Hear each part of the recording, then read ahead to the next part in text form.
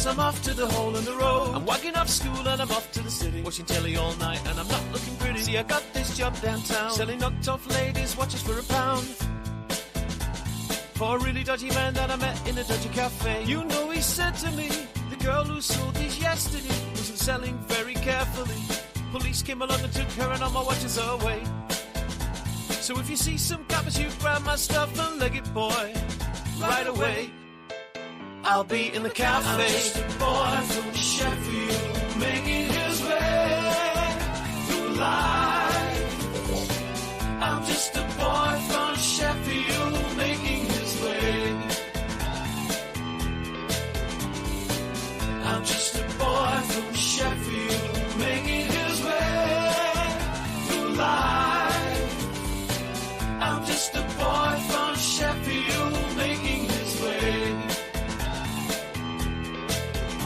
So it's been a few hours and I haven't sold enough for my bus fare home. Street selling's pretty tough, so I turn on the charm for the lunchtime rush with a smile and a wiggle on my schoolboy touch. So the charm is working in the underground. There's a crowd of men and women gather round, and the watches they are going, the money is a flowing. Think I'll touch a little extra, stick it in my pocket, spend you later. I'm just a boy from Sheffield, making his way through life. I'm just a boy from Sheffield, making his way. I'm just a boy from Sheffield, making his way through life. Tonight. I'm just a boy Just a from boy Sheffield, from making his Sheffield, way. making his way. I haven't sold a watch for an hour and I'm dying for a slash. I've had enough of this, so I'm off for a piss. Then a quick walk back round to the cafe, sitting at his table drinking tea. Looks Hi, at me JJ. suspiciously, Spanish. then with a glance at the watch Hola. says, how did you do? Hash. He paid me a couple of quid, then he said, would you like to come and work another day? I said I'd come back down on Friday, and to that he said okay. So with £2 in my pocket and another 5 in my shoe, I head down to Castle Market where a man who looks like Leo said, selling pots with cockles and prawns. You make me feel like dancing. Then off back to dinner on the Wiggers and then home. I'm just a boy from Sheffield, making his way. I'm just a boy from Sheffield, making his way. I'm just a boy from Sheffield, making his way. I'm just a boy from Sheffield, making his way. I'm just a boy from Sheffield, making his way. I'm just a boy from Sheffield, making his way. I'm just a boy from Sheffield, making his way. I'm just a boy from Sheffield, making his way. Sheffield, making his way. That boy from Sheffield is making his way.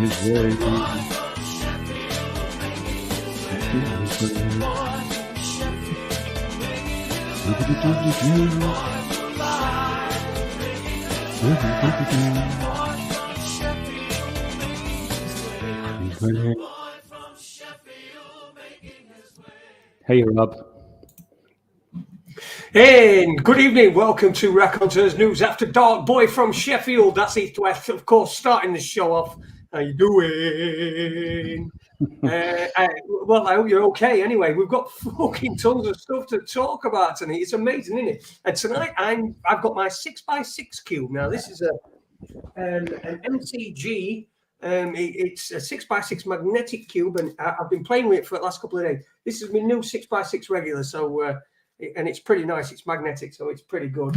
And the 4x4, which is as well, which came with it. So all good stuff, all cube stuff. And you know what? It makes me happy. It makes me I sit there and I can just for hours just be playing on my cubes. Anyway, that's how the sponsors are today. Not fucking sponsors. We don't have no sponsors on here. So, how you doing, mate? Jimmy's here with me. Jimmy Hagan over there in the old Emerald Isle, the Republic of Era, as we call it, or as it says on things. I never got that. I think that's the old way of saying it, innit? But anyway, in Ireland. Evening, Jimmy. How you doing, mate? Well, greetings from the alleged Republic of Ireland, but I would hardly call it a republic. It's kind of more like a communist regime here, like everywhere else in Europe. So, goodbye, free world. Hello, communism. Yeah, goodbye, free world. Exactly. That's the fucking way it's going, isn't it? It is. I think we're going to say goodbye to this world this year.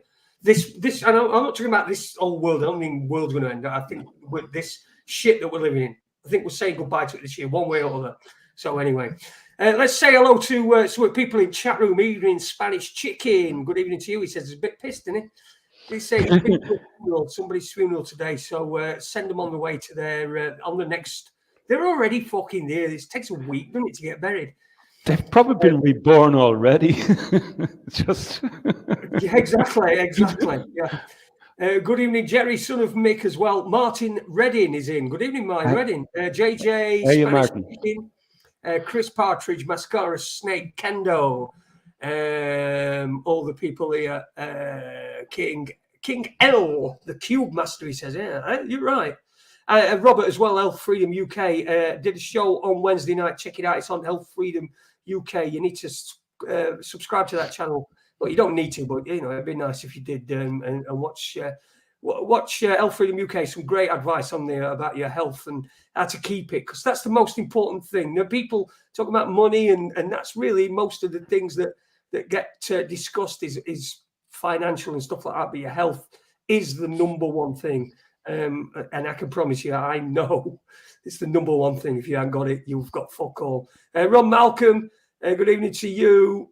Nice to see you again. Kendo, JJ, Mahatma Malevolence. Heath is in as well. Good evening, Heath. He says, you see, Heath's doing this. He sent this message in chat room that says, Disgenerayashan Ruse Dina Yashon with, I don't know what that is, Eve. And you see, we talk to each other in this silly language that when she say it out loud, it makes sense, but that doesn't make any sense. So I'm just assuming it's some Bulgarian or something like that. I don't know, some different language. So anyway, what are you talking about, Eve? Fucking send me a text and let me know. sounds like pigeons speak to me. In the chat room, and also the people who are not in the chat room as well. The people who are just listening. Good evening to you. I hope you're having a great. I hope you had a good week, and I hope you have a good weekend coming up. It's fucking mad, isn't it? Did you? I mean, yesterday. I think yesterday and today have been a couple of the maddest fucking days. That a couple of the maddest fucking days that we've had. I mean, yesterday we had that Pfizer bloke, and I'm very skeptical about that. I've got to say this, very, very skeptical. But it does, again, I don't know what to quite make of it. And also then today that we've had this Nancy Pelosi, is it Paul Pelosi, is it? The cam footage. Did you see it? That's incredible. The man stood there with an hammer. They asked him to put hammer down, and he don't. They don't draw the weapons. It just don't make any sense to me. He just then suddenly whacks somebody with this bloke whacks some Paul Pelosi, I suppose. And we an hammer. I know it's great. I've actually got the footage here, Jay. If you want, I can just stick it up. Like I won't do that. I don't want to get I don't think it's up on YouTube, and I don't want to get a fucking strike.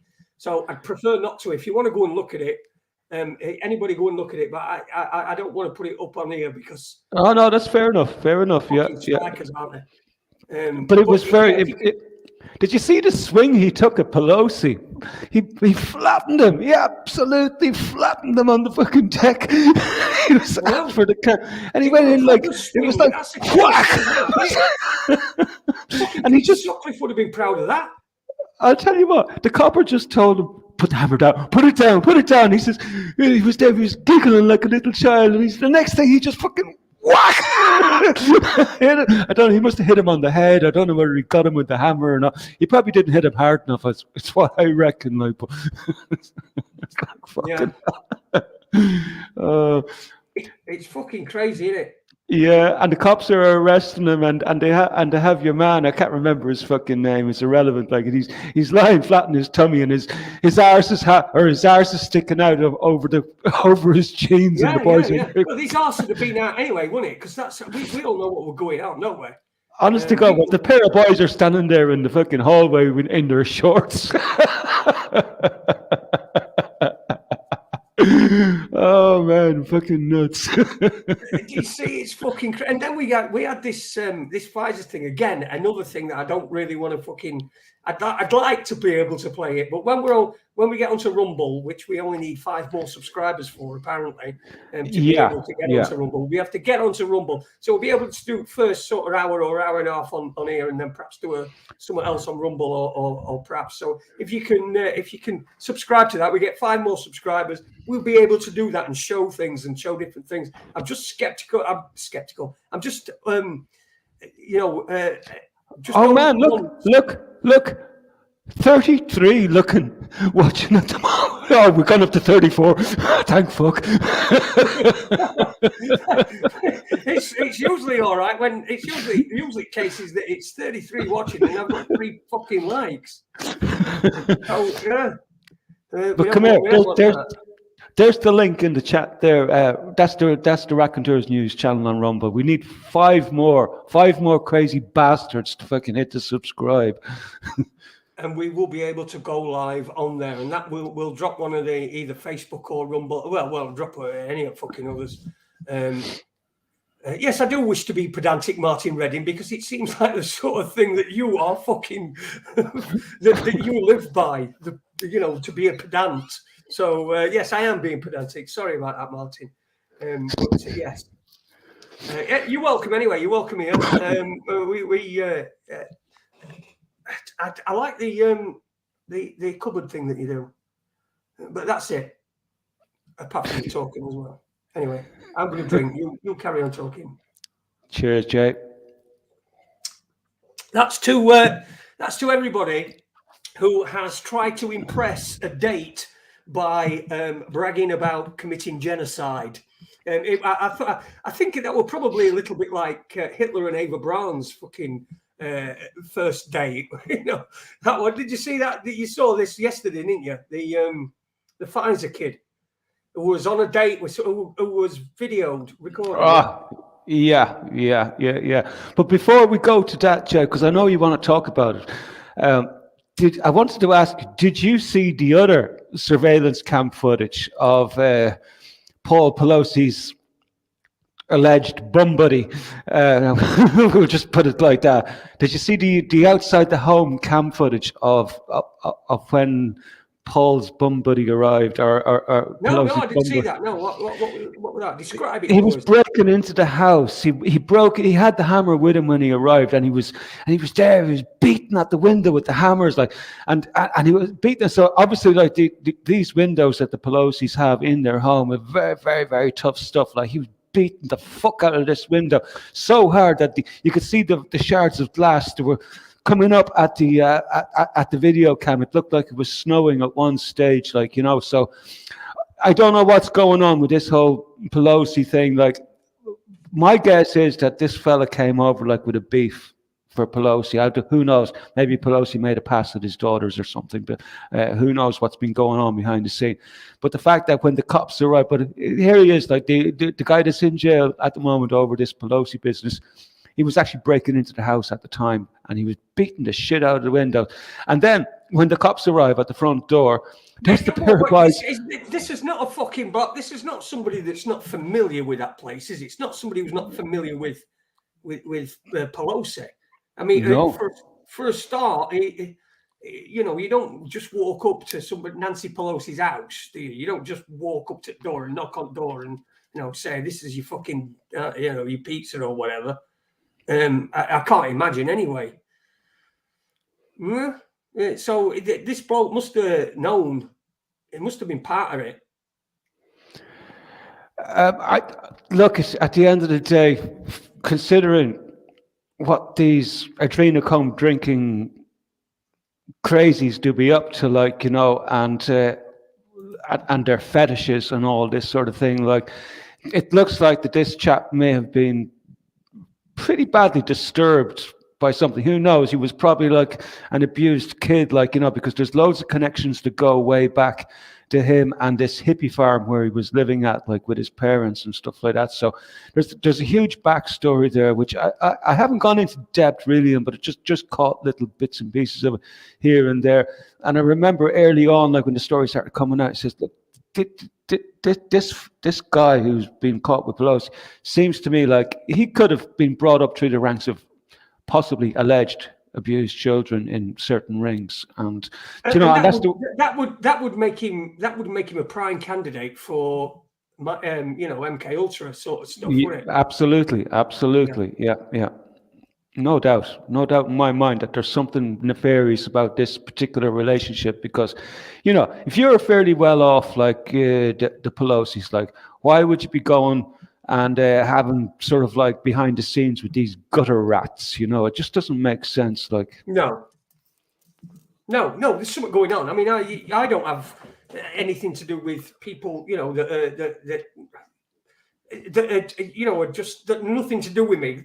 You would say that this bloke should be nothing to do with the Pelosi's, but there he is. He's obviously, I mean, Pelosi had got, from what I could see, didn't seem to have anything on his lower half, apart from perhaps some shorts or something like that. Very short shorts. Very short shorts, yeah, very short. So short, in fact, that you could see a bit of scrotum sticking out the side. You know, you get a bit of like scrotum sometimes, especially if you wear slips. Was on display. Well, you know, if you wear not boxer shorts, but you're like wearing slips or something like that, they look like that. But yeah, yeah, very revealing stuff, to be honest now, and not how you want to be caught on police body cam footage, like with a gutter rat.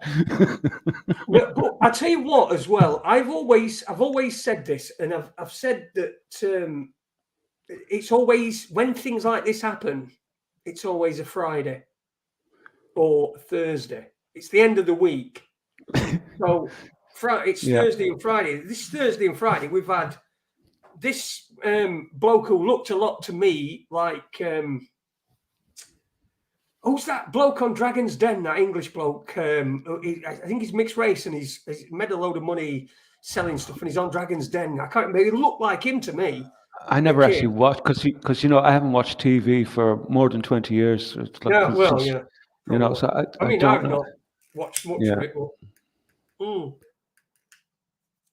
he did look like that. Or he reminded me a bit of Jussie Smollett, because Jussie Smollett as well. He was trying to bring in race aspect. He was trying to be in gay aspect. Then he went fucking mad. Then he broke that iPad and did all those things, all that shit. It just it seems weird to me. It seems really, really weird. And I think there's probably it's not quite as we see, and I think that him bragging about shit is probably something that's got something to it. You know, when he says, "Oh, I'm just on a date," I'm not saying that, you know, and I'm just talking shit. If it works for Pfizer, which he seems to do, or he does do stuff for Pfizer, then it is. I mean, you know what people are like. People do elaborate. People do, especially when they're trying to get somebody into sack, which is what he's doing, isn't it? It's obviously a Tinder date or something like that, or a date. But this Grinder. He was on Grinder. Grinder, yeah, Grinder. I knew they were a gay one.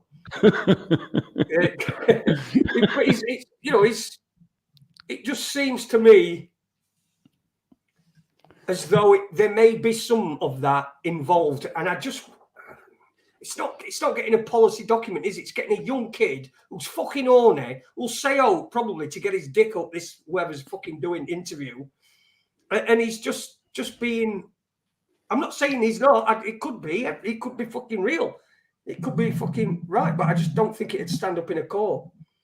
And it don't stand up. I know it's a confession, but really, I don't know. It just sounds a bit weird to me. It seems a bit weird.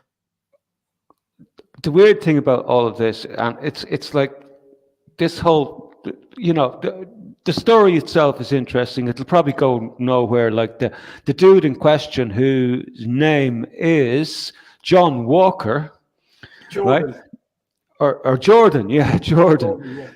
Yeah, and apparently he had connections to another firm called the Boston Consulting Group, which have a history of taking over companies, infiltrating companies to get insider information and to give that information to Wall Street so that they can short companies out to oblivion. That's some of the latest information that I'm getting about this dude. So he's not just some sap who is just found himself on the board of Pfizer or one of their chief. No. This and Project Veritas, right?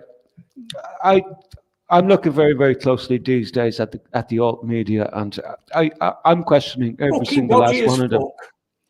Every dodgy as fuck is right now. Project Veritas, they seem to me to be so well connected that they can get all these really, really interesting, highly connected people to entrap themselves in. Like this is an ongoing thing this last couple of years with Project Veritas. Now, the way I see it is they either have links to the military, they either have links to the CIA, or they have links to the FBI, or all three of them maybe. For all I know, it could be all three of them. Like these are very, very well connected people.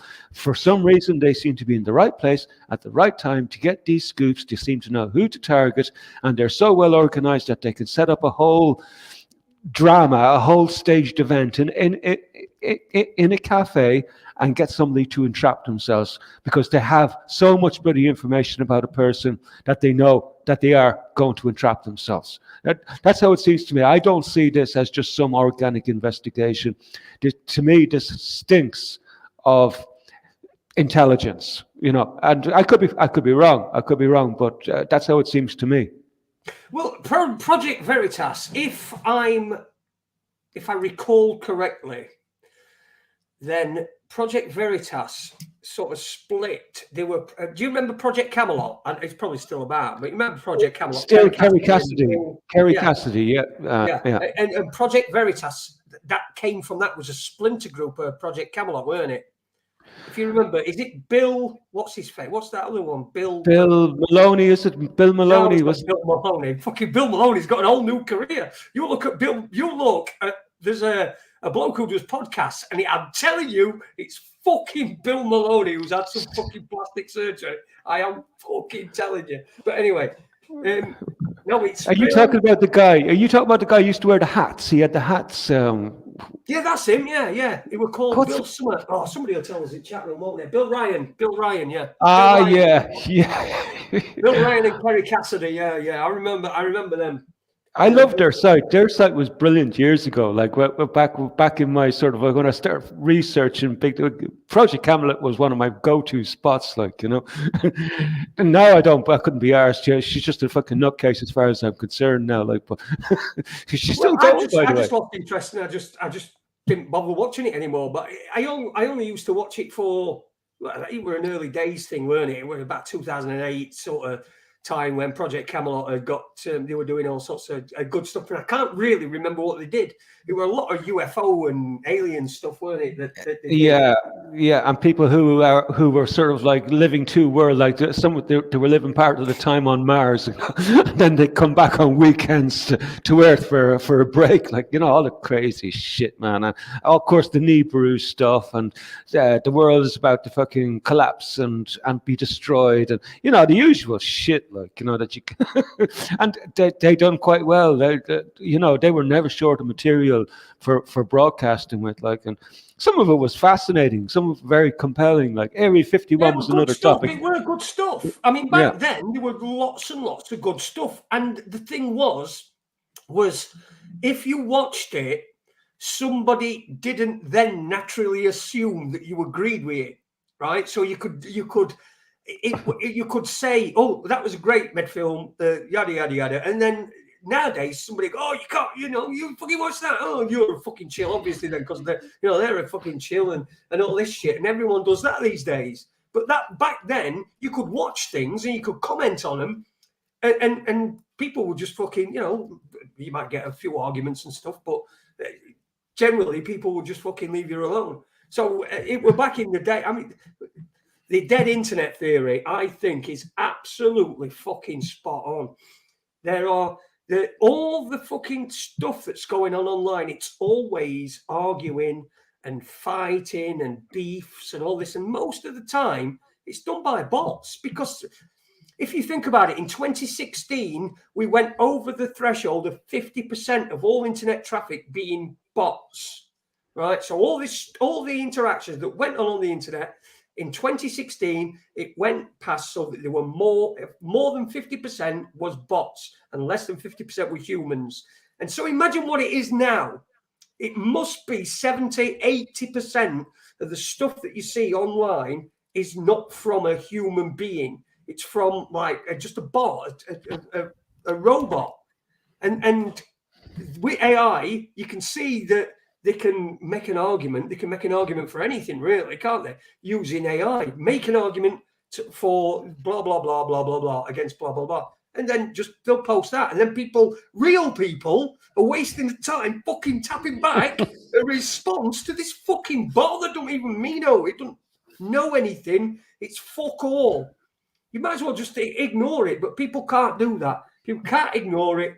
They have to just, get completely involved and soaked up in it. It's a bit of a joke. It's a bit of a joke. There's one particular story that's going nuts at the moment. Everybody's picking up on it, and to me, it looks like something that was written by a bot. But everybody's running with it just the less. And it's this story that the anti-Jabberwockiers didn't do enough to warn the people away from taking the Jabberwocky. Yeah, again, another one, innit? It's there, and it's like boom. I mean, that didn't happen. It didn't happen, right? Because anybody that took the vaccine would not, for a start, their own fucking ego wouldn't let them say, "Why didn't you warn me?" Because then it's easy to go, "Well, we fucking did." Everybody warned. Everybody were warning. Anybody that had a brain were warning and saying, "Don't do it, don't do it," and everybody fucking did. So nobody in the right mind who's took it, because people are so fucking egotistical, they will not say, "Well, why didn't you tell me?" Because that's weakness. It's human nature. Now, remember when the old thing came out? This is an example. It's nothing to do with what we're talking about, but it's an example of.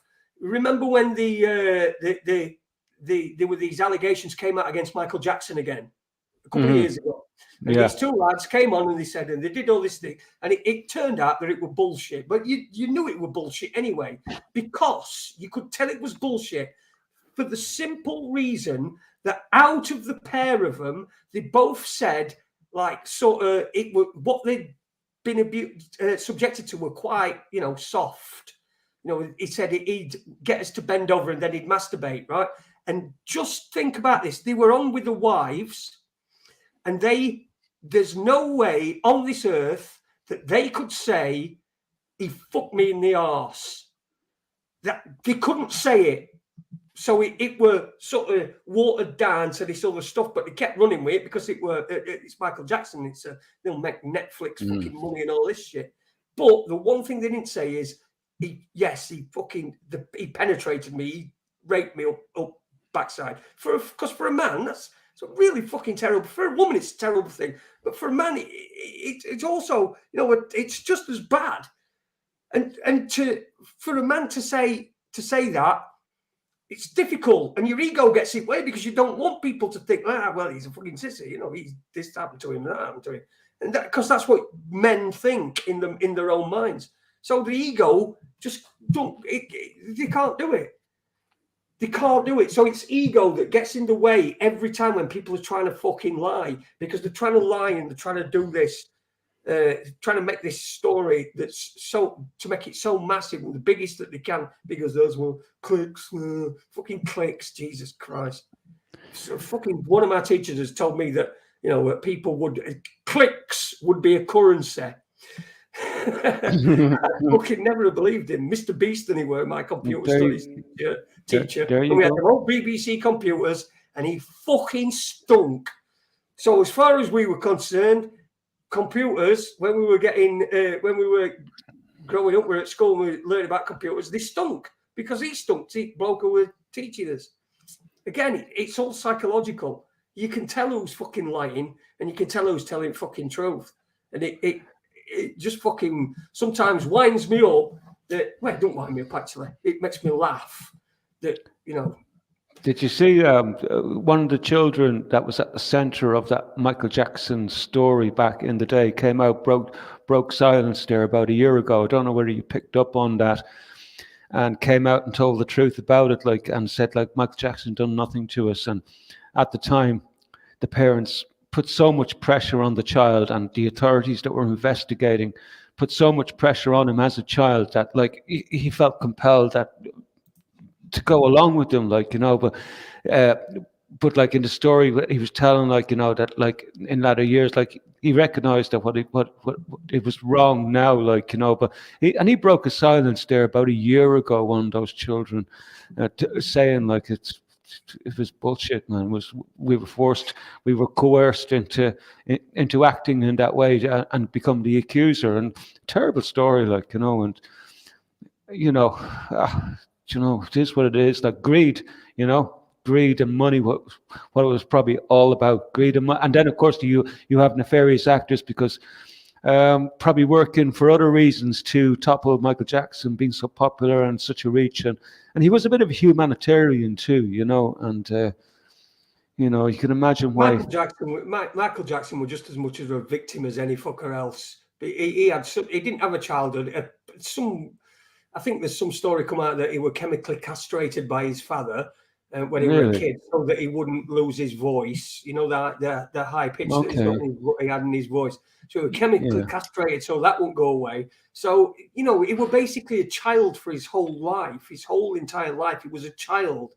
So I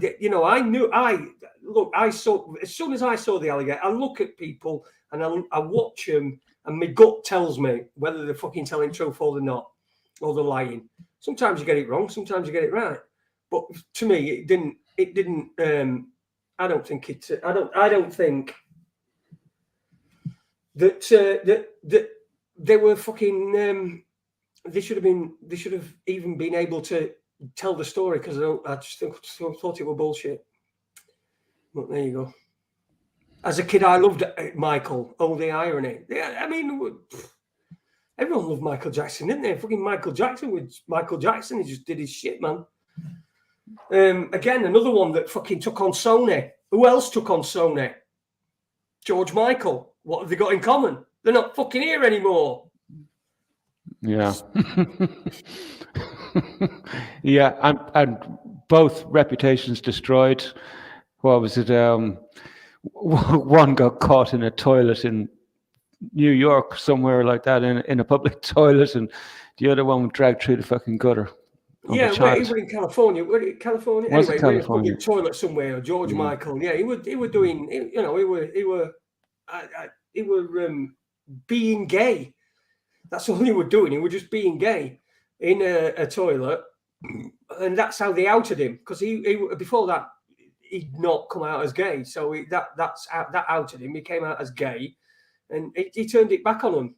So, yeah, they fucking set him up. But it's strange, though. It's strange for a successful man to be hunting down sex in gay toilets and in public gay toilets. Of all places, public gay toilets. So, to me, back when I was a kid, the last place you would go would be into a public toilet because, the places stank for a start, They were usually very badly maintained. What would bring a fairly well-to-do man into a public shithole? It's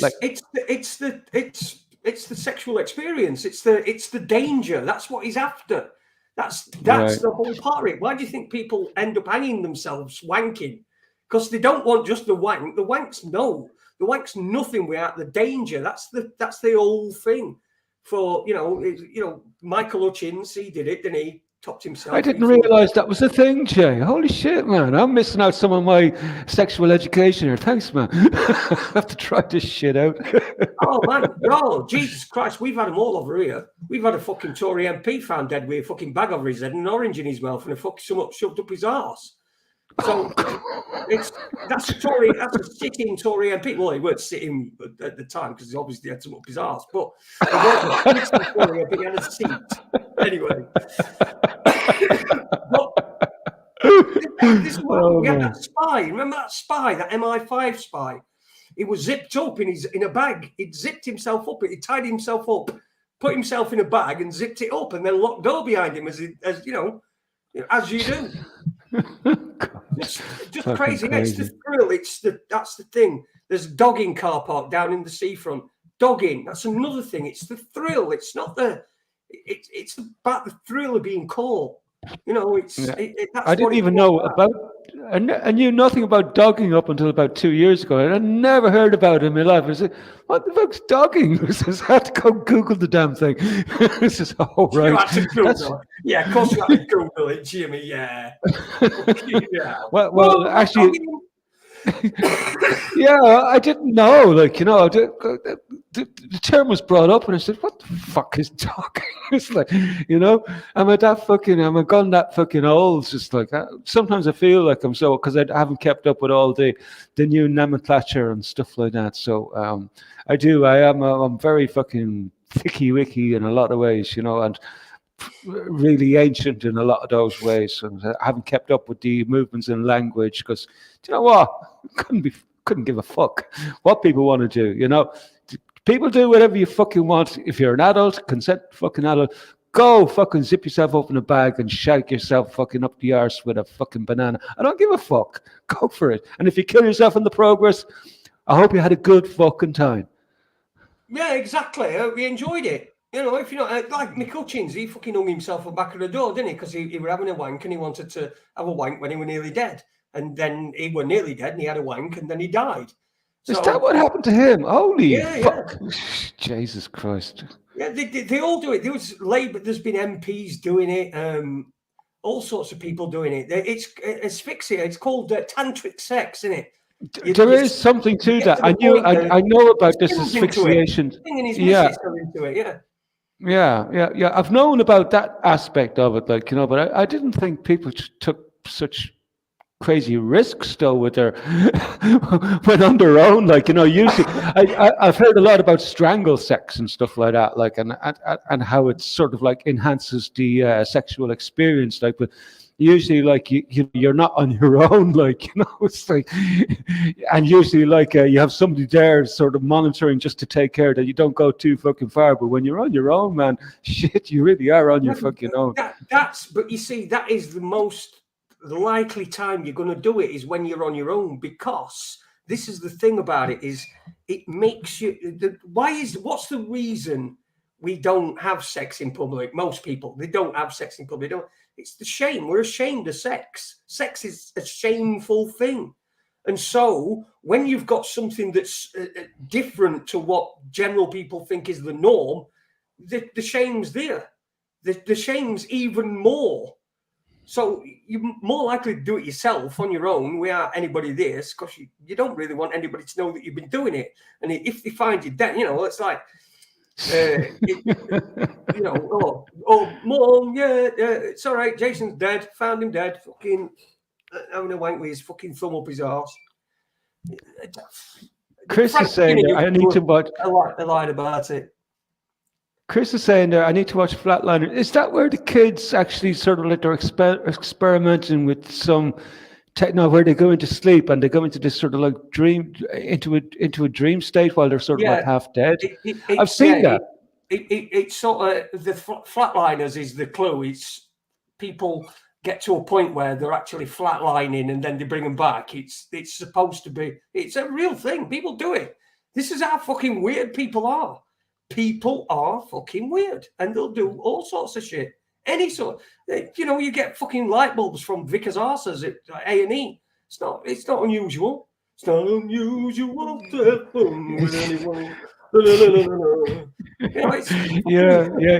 You hear all these crazy stories where sort of women get Coke bottle gets sucked up inside them, and people coming with all sorts of strange things disappeared into their arse. You know, I've read those stories. I wasn't aware that like this strangle thing, like, and wanking. I just wasn't familiar with that aspect of it.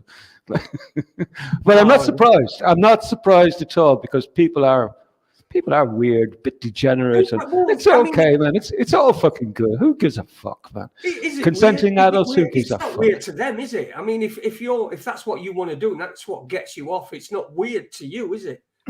And if you're doing it, as long as it's not illegal and you're not hurting anybody, then I don't see harm in it. I really don't. I just don't see. But I think that the shame of it is a big thing, and I also think it's like, I know this is a line that's just come to my head, and it's from a really, really stupid sitcom, but it's an old line, and someone says, excuse me, why would I be a peeping Tom on her? You know, it's someone's accused of being a peeping Tom, and he says, why would I be a peeping Tom on her? She's an old lady. And then someone says to him, well, it's not about watching an old lady. It's not like watching somebody. It's about the thrill and exhilaration of observing somebody without you knowing. That's the thrill of it.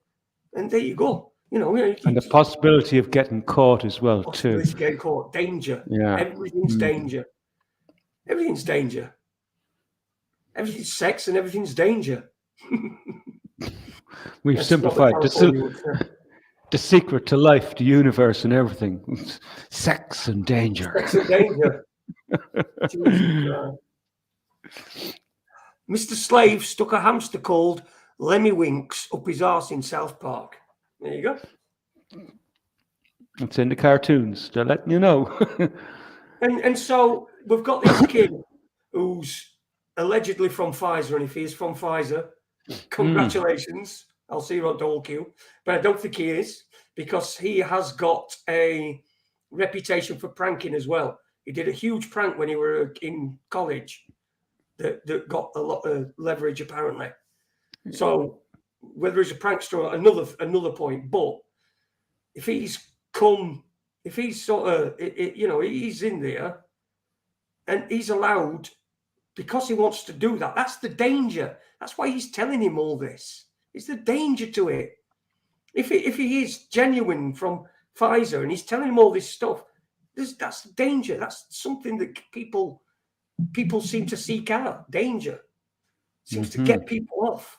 I don't know whether it's because we've been so drenched in sexuality that it's everywhere that people think, oh, fucking hell, again, and look for something completely different. I don't know what it is, because they're so bored, because they've seen it so much. I mean, when I were a lad, what they call Pornhub now, for me, was finding a magazine in Edge. You know what I mean? In Edge that were like years old, that were in Edge, and you could, you found one. You know, that now it's Pornhub. They can do whatever they want when they want. They can watch whatever they want when they want. I remember when the old man caught me with my fucking porno fucking stash years and years ago, when he was alive, God rest his soul. And he gave me such a fucking ribbon for the fucking porno. And that was all grand until I fucking found he held back some of the magazines for his own use afterwards. It was like, he had his own stash under his own bed, man. That was like, of course. You see, I used to work in porn, so you know, I know what it's like. I know that it's not a very fucking nice place to be, and it's again, it's just become so available that kids are just getting really, really the real wrong idea at a very early age, and because of that, they're unable to form proper relationships. I'm talking about deep, proper relationships rather than just a sexual thing. Because everything's so hit and it's like sound bites. So it's one thing and then I'm bored with that now. It's on to another. And I know, because I'm saying. I'm not talking about women, but I'm just the same with stuff. I can go, oh, you know, this, and then I'm bored now. I go on my 3x3 and I'm bored with that, and I go on my 5x5 and what have you. And I try to learn new algorithms, do stuff. But they're getting it so early that by the time they've matured to a point where they should be sexually active and they should be looking for a partner, because they're so disconnected. I'd agree, Malcolm Pony shit. It's a fucking pile of shit. They're so disconnected that they can't connect with themselves. Do you know what I mean? So that they can they don't even understand what they want. They're so disconnected even from themselves that it's impossible to form a relationship with other people. There's not many people about who've got relationships, particularly amongst young people. Yeah. Should we just fucking kill them all? I'll tell you what we should do. We should invent some sort of treatment that we could give them that would just like... Yeah, I have to say, like, with the availability of porn these days and the way porn is sort of like portrayed on Pornhub, and you know what, exposing children to that type of environment, it's not good, like, you know, because children will be viewing that shit like quite differently to how we would view it. Like when I'm viewing Pornhub, what I see, how it looks to me is I see a girl that's probably been trafficked, and plus I see the male usually in it, like always looks like a mafioso type who is probably sort of like a nefarious character. Like I'll put it that way. Like, and to be exposing children to that type of, and it is abuse. Like it's fucking abuse, because like you see some of those women there, they don't want to be fucking there, man. And some of them are being brutalized by these little fucking cunts, man.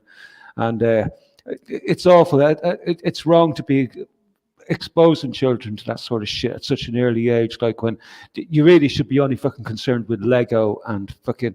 But like, you know, we're in different times now, and you know this whole push to expose very, very young children to pornography and sexuality at such an early age. Like I've told you about this before. I was fucking 12 before I had any fucking clue about what fucking sex was. Well, I probably had an idea, like, you know, but I, you know, before my first close sexual encounter, I was probably 12 or 13, like, you know, and that was my fucking exposure to it. I knew fucking nothing about it, like, except like from what you'd be chatting about with the fucking boys at the back of the classroom during break time, which was very fucking little, like, and it was a little bit fucking tongue in cheek, like, because everybody knew so fucking little about the topic, like, you know, and that's the way it was. We learned in our own time, but now there's this push to expose, and you know, I was really happy to learn about it in the way I did. There was nothing fucking wrong with that. There was no, you know, there was no need for me to be learning about that shit so fucking early, and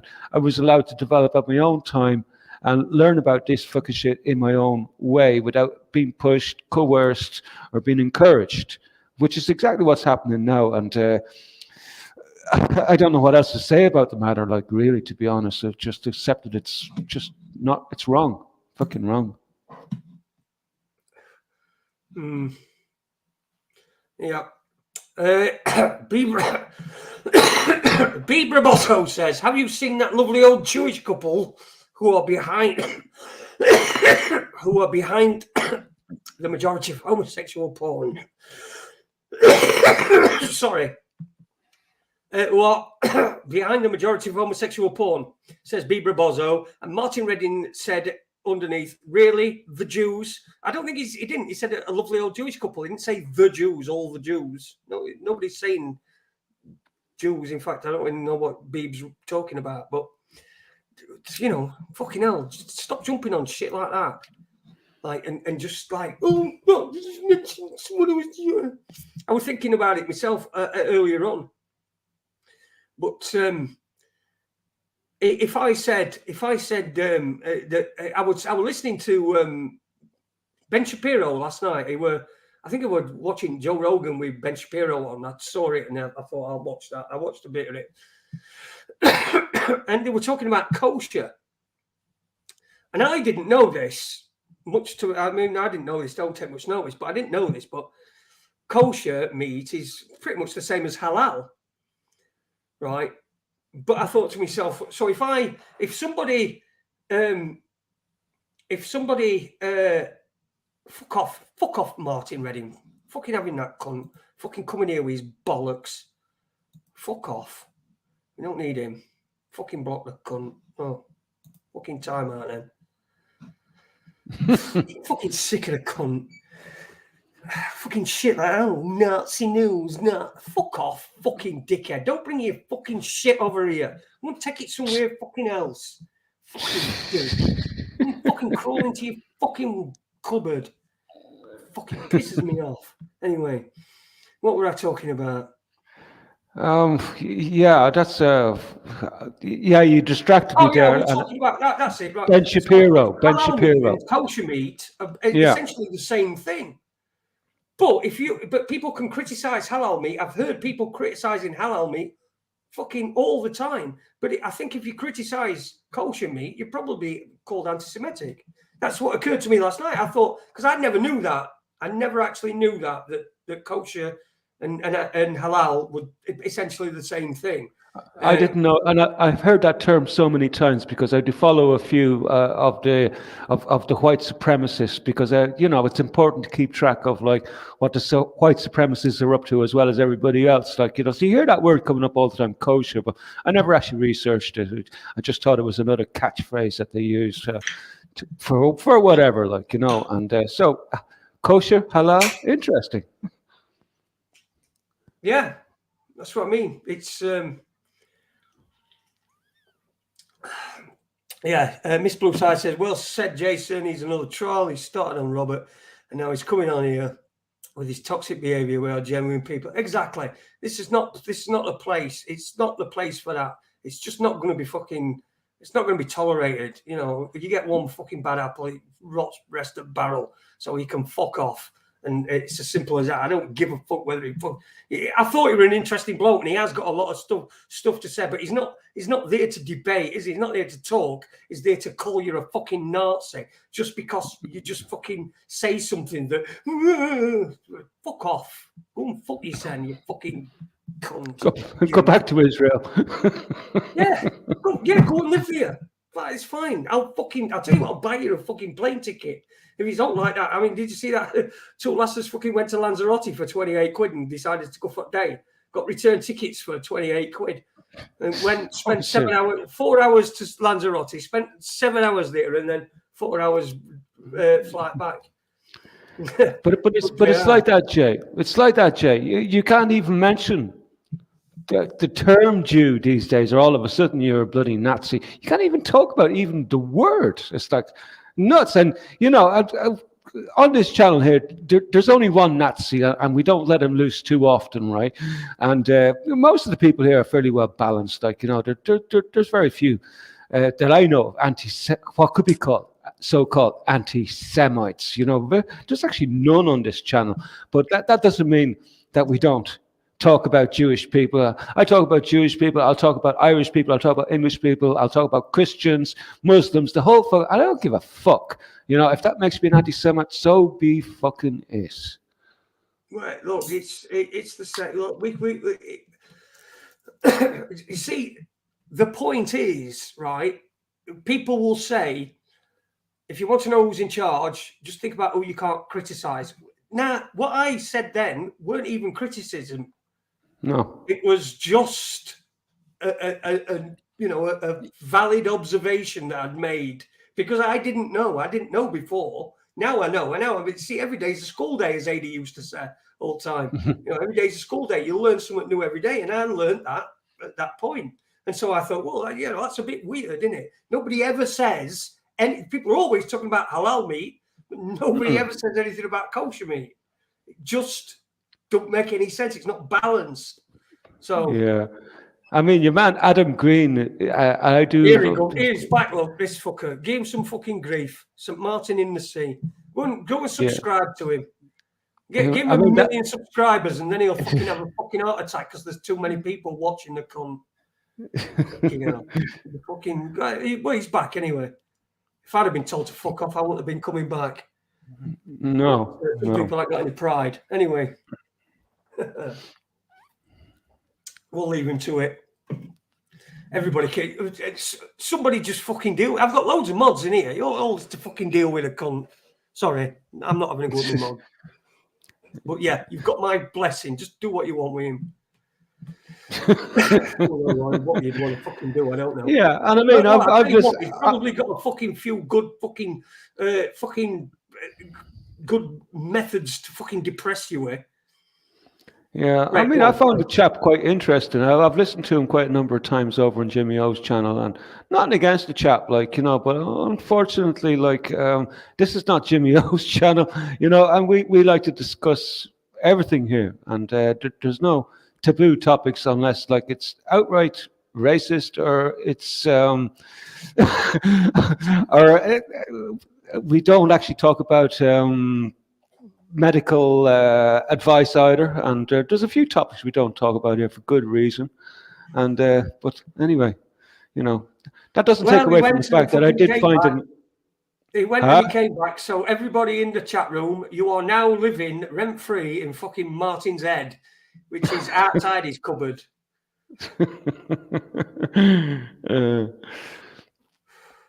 Jimmy Dennis says, "Where's James O gone, Jason?" Jimmy's just having a break. He's having a break for a bit.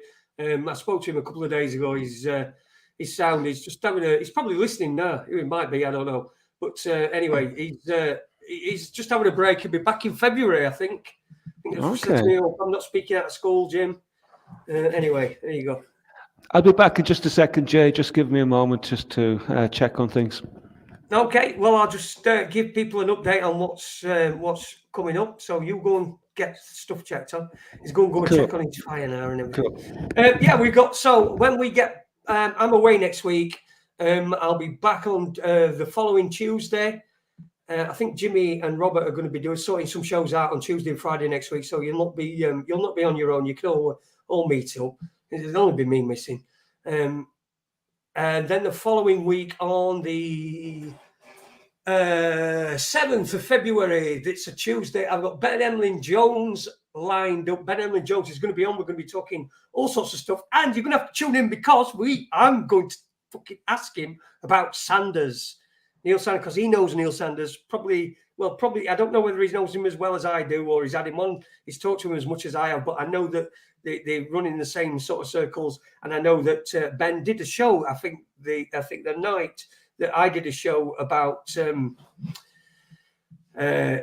Neil Sanders. So I'll be sounding out about that. So that's going to be next Tuesday. So don't miss that. If you're a Raconteurs News lover or a Neil Sanders hater, he's going to get some stick on that night, and I've got a few things anyway. But yeah, side issue. And then perhaps on the 10th, it might be the 10th. I'm going back and forth with Bart Sibrel, but it's difficult because his night is my day, and literally when he's in bed, I'm up, and when I'm up, he's in bed. So we've been sort of like over the last few days. And I've sent him a message today because we were trying to sort out a time. He put a couple of things forward. So I've sent him a time, and I'm hoping that it's going to be on Friday the 10th. Now, if it is, it's Friday the 10th. This show will start at 11 o'clock rather than 9:30, and we'll be doing it from then. So then it will be 11 o'clock here at night, and it will be over there. It will be fucking fuck all o'clock, 7 o'clock, I think, 7 o'clock in the morning. Yeah, 7. So it'll be 7 a.m. with him. So it's going to be a late night for us and an early night for him. But that's what I put forward. I don't know. I've not got an answer yet, but it will be on. But that might be the day, is the 10th. That's a couple of days after I get back. So Bart Sibrel will be joining us. Got some new information about the moon landing. Some people that he'd interviewed who we got testimonial from video have faltered, died. So the farted, that's just me. It's just me that. When I was a kid, Spitting Image did this. If you know Spitting Image, it's a puppet show, a puppet thing. It was like satirical. And there was one particular, and it were the newsreader saying the comedian Bernard Manning has farted. He was 41. And so ever since then, me and Dad will laugh his head off about it. So ever since then, I mean, that were years and years ago. Ever since then, whenever someone dies, I've always said to my dad, if I'm telling him someone's died or he's telling me someone's died, it's so and so has farted. That's how we communicate. So when I say that, it's not, but yeah. Jim, you've got back. Fucking hell, I was struggling then. I was just like talking gibberish. I don't know what it was. It would just stop. Says the man who's been running this show single-handedly for the last 6 years. Well, not quite single-handedly. I have had a lot of help, and I didn't used to be main presenter. Remember, Andy used to be main presenter. Yeah, but still, though, like, you've been running it single-handedly for quite some time, man, and so sorry if I don't believe that you were flustering and stammering your way through trying to say one or two things to a bunch of fucking crazy cunts out there in fucking the interzones. The interzones.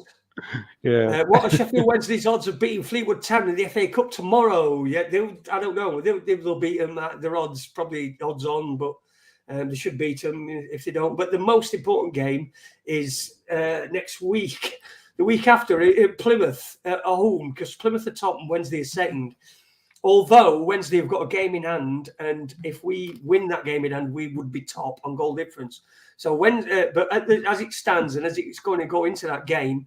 Plymouth are top and Wednesday is second, and Wednesday are playing Plymouth, and Plymouth are bringing 4,000 fans up, and that's just happens to be the week that I'm fucking away. So I'm going to have to watch it. I'm going to try and find a bar or something and watch it. So yeah, fucking that's just great. There's days I miss football. I miss, like, I gave up on football there about 2 or 3 years ago when they start taking the knee, and I just said, "Fuck this shit, man. Fuck off." Yeah, listen. I love my football. I've always loved football, and I'm not letting the cunts take it away from me. I'm always going to be a Wednesday fan. I don't fucking take it anywhere near as seriously as I used to. I know it don't matter in the slightest, and I've been trying to fucking tell other people that as well. It really don't fucking matter in the slightest. It swings and roundabouts.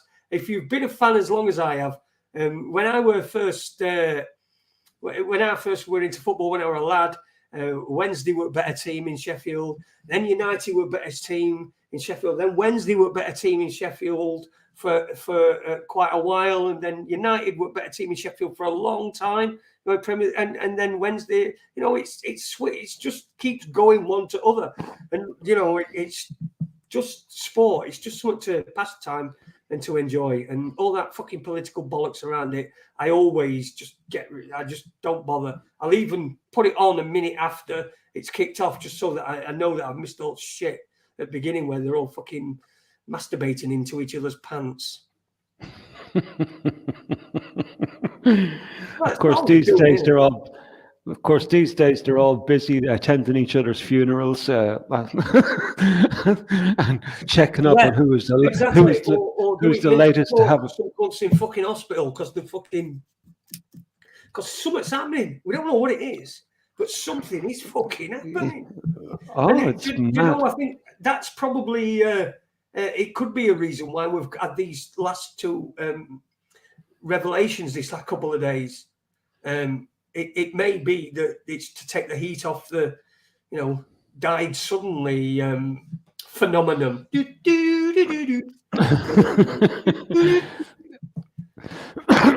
There certainly does seem to be some sort of there's some sort of a cover operation going on for sure, because, there's one side of it, like, everybody knows, but yet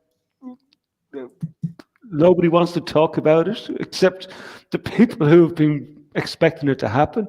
And, there's only the people who are expecting it to happen who we're talking about. The ones who want to go around with their head in the sands, they don't want to see it because, you know what, it's a bit scary to be looking at. Like, you start seeing them all popping off one after the other. And not just your favorite stars, but like the kids, man. The amount of children sports children that are dropping. It's just crazy, man. I'm getting hard to keep up with it all. My obituary this week is pretty extensive. There's lots and lots and lots in there, and even they've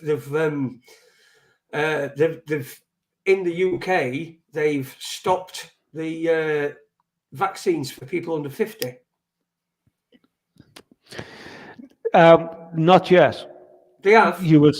No. You'll be able to receive. Everybody's going to be able to receive the Waki up until the end of this current phase. So it's going to be in effect still right up till next autumn. You'll still be able to avail of it, but after that you won't be allowed. So I don't know why. But it's not going to be promoted, though, is it? Let's face it. If they get up on it, which they have, it's not going to be promoted very much, is it? It's just going to be the hypochondriacs. That there's got to be another sort of pandemic of hypochondriacs that have been created from this, because I still see people with masks. I still see people that have been tested. I still see people that even all this time later, when there isn't any regulations now, is there? There's no regulations at all. But there's still people. So we've got a pandemic of hypochondriacs as well. So not only have you got people actually dying, you've got people thinking that they're dying whenever they get a little fucking sniffle or something, that they think they've got the plague. Yeah. It's for sure we have a certain amount, but I think we've got some good news there during the week about the uptake of these jabs in young people here in Ireland, and apparently only 75,000 have availed themselves of any boosters or stuff like that. Like we're talking about a percentage which is ridiculously small. Like they were expecting to get about 33% of all age groups, and I think only something like 1% or 2% of all the youth in this country have actually gone forward to get these jabs. So I'm thinking that things are not going well for these for these snake oil salespeople, and they're not reaching the targets that they were expecting, much to their surprise. As if young people don't have access to the internet, can see what's going on, and are capable of sourcing information for themselves. I think they're seeing the writing on the fucking wall. So I'm glad to hear that the young people have copped on. They've copped on a lot quicker than the fucking adults have, which is good. Which tells me that I'll forgive the adults for being stupid for not having access to the internet or being able to use it and do their own research. But at least the young people seem to be using their heads, which I think is a positive thing. Did you hear me coughing then? No. Oh, good. That's how that worked then. Because last time you fucking kept hearing me when I kept putting mic on mute, didn't I? You still could hear me. Yeah, we were. It's. People, do you know, I think now we should be telling people that the internet's a fucking trap. It's a trap, innit? The internet's a trap. You could keep yourself off the internet, you'd be a lot better off, wouldn't you? Well, if you were to listen... saying it's a trap. Yeah, we're in that trap. We're in the trap. I told you this were a trap, everybody. You didn't fucking believe me, did you? I know, and they're not listening to Max Egan either, If they'd listened to Max in the fucking first place, they'd be fucking all saved now, and we wouldn't be in this draconian fucking environment. I was watching Max Egan doing his thing there, I think it was 2 weeks ago. And he goes on. He does these recordings out in the secret garden there, wherever he is in Acapulco or somewhere in Mexico or somewhere like that. He shuffles up and down like a demented bee, giving out about why are people not fighting back. If you don't fucking fight back, we're all dead. And Yeah, he started going on about the phones as well too. People, yeah, why are people on these fucking phones? Don't you see that it's a bloody trap? You got to get off of it. And here he is walking up and down the street like his phone on his stick thing, filming himself. Get off the phones! They're going to kill us all! Like, you know. And then he tear into the fucking internet, and the internet is a goddamn trap. Can't you see it, people? And this is from the man. This is from the man who nobody would know who the old fart was unless he was on the inter-fucking zones, right? You know, nobody would know his fucking name. And I was making dinner at the time. He was giving this fucking spiel about the phone and the internet and why people are not fighting back, says the cunt who fucking ran at the first sign of trouble. And it wasn't even real trouble. He heard from somebody else that the cops might be coming to have a word with him. So he abandoned ship, abandoned his own people in the time of fucking war, and ran like a little fucking yellow bitch, right? Anyway. Max. Shall I get him on? I love him. I love him, but I'd have a few questions for him, right? But that's okay. I love him to bits. But then, to round it all off, he started on the crypto, and he says, people, you got to stay away from the goddamn crypto. Don't you see what they're going to fucking do with the crypto? They're going to lure you into this fucking world, this environment where they can just switch you off and cancel you at a moment's notice. So get away from crypto. And 2 fucking minutes later, he turns around and he says, I would like to thank everybody for all the donations of crypto over the last few months. I said, oh, what the? I was chopping carrots at the time and nearly chopped my fucking finger off, the little bastard. I'll tell you, man. Hey, I tell you what, speaking of scandals, right? I don't know if you can see this. I don't know if fucking lights right. But fuck, can you? I don't know if you can see. Can you see that there? Right, fucking. Did you get bitten by a spider, or was that fucking Watson again? That's fucking Watson. The little bastard. I swear to God. If he was you know what I fucking. You know what he? Do you know what he did over there? Fucking hell. I tell you, he fucking trolls me. You know what he did over there? He's got this little fucking rubber ball that's got like pimples coming out of it. It's like a spiky type of ball, but it's like rubber and it's. Oh, like a spike protein. Like a spike protein. Spike protein ball, yeah. He's got one of them. Anyway, I get in my lift, right? And I'm in the house on my own with the dog, right? So Danielle's at work and I'm in the house. I'm upstairs, right? I get in the lift to go upstairs, and the dog, if he's like, you know, if he can be asked, he always gets up and gets in line for me, right? Comes up. So what I did is he was right up other end of the room, and I really was busting for a piss. So I just shut fucking door, and I put my thing on, and lift went up as he was running over to get it lift with me, right? So I left him on floor. Anyway, I fucking goes down. Anyway, I does my piss and everything, and I come down. Gets in my lift, coming downstairs, gets at bottom, but it stops shy about that much, right? So I can't get out. It don't if it's down a bit or up a bit. If it's not right on the floor, it's locked. You can't get out. So I'm like, oh fuck. And he's stood there, fucking looking at me, his tail wagging like fuck. I come back upstairs, right? So what I have to do, because I thought he's put something underneath. That's what's happened. He's put something underneath. Because it's got a sensor on it, so if it goes, it just stops. So I fucking comes back upstairs, right? I had to then put my wheelchair, I put my brakes on my wheelchair. I had to get out of my chair, onto my arse, on the stairs, down the fucking stairs on my arse, right? Then I had to fucking push my way into fucking living room, go and fucking like arse across fucking living room, one fucking leg, his ball, right? I picked fucking ball up and I fucking chucked it, right? I fucking goes back upstairs into me back into my lift, swear to God, into my lift, fucking go down, he's fucking done it again. He's fucking ball and he's going back to where it were. He's done it again, so I fucking had to do it all again. And I picked fucking ball and chucked it on fucking table this time so he couldn't get it. I come back upstairs, absolutely fucking knackered me out. My leg was fucked. And then I got downstairs, I was so fucking mad with him, I just couldn't stop laughing. It was just like ridiculous. Oh, and then he did something else. What else did he do? He did something else fucking really trolled me out like fuck.